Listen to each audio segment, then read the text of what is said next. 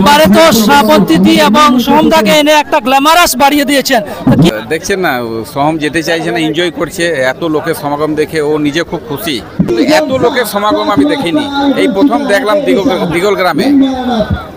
এত সুন্দর আয়োজন, যেখানে ক্রিকেট ম্যাচ হচ্ছে 5 দিন ধরে, এবং সর্বোপরি এত মানুষের সমাগম সেখানে। কম করে যদি আপনিও দেখতে পারেন 30 থেকে 40 হাজার মানুষ রয়েছেন, এবং তারা রবিনহুড পশ্চিমবাংলার অন্যতম বিশিষ্ট ব্যক্তি টুলু মণ্ডল মহাশয়।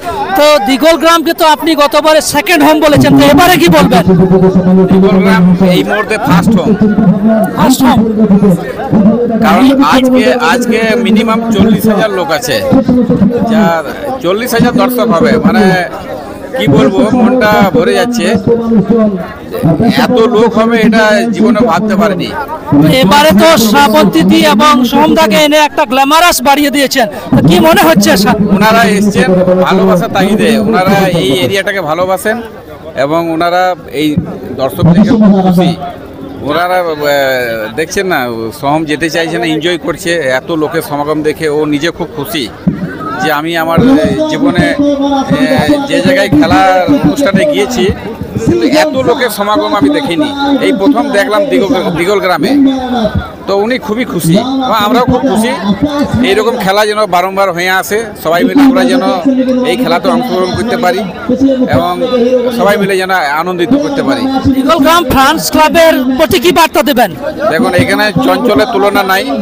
চঞ্চল প্লাস তার যে টিম আছে তাদেরকে ধন্যবাদ জানাই, বিশেষভাবে চঞ্চলকে জানাই, এবং ফ্রেন্ডস ক্লাবের সমস্ত মেম্বার, সমস্ত গ্রামের যুবককে, প্লাস গোটা গ্রাম মিলে তো করছে খেলাটা। সবাই সাপোর্ট না করলে তো এই খেলা হয় না।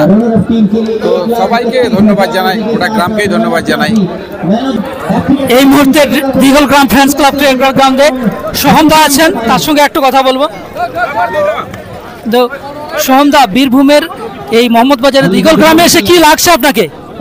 খুবই ভালো লাগছে এবং খুব স্বাভাবিক সেটা, কারণ এত সুন্দর আয়োজন, যেখানে ক্রিকেট ম্যাচ হচ্ছে 5 দিন ধরে, এবং সর্বোপরি এত মানুষের সমাগম সেখানে। কম করে যদি আপনিও দেখতে পারেন 30 থেকে 40 হাজার মানুষ রয়েছেন, এবং তারা যে উপভোগ করছেন, এবং আমি এই মুহূর্তের একজন অংশ হতে পেরেছি, এটাই আমার কাছে একটা বড় প্রাপ্তি এবং আনন্দের বিষয়। ফ্রেন্ডস ক্লাবের যুবকদের প্রতি কি বার্তা দেবেন আগামীর জন্য? তাদেরকে অসংখ্য শুভেচ্ছা এবং ধন্যবাদ।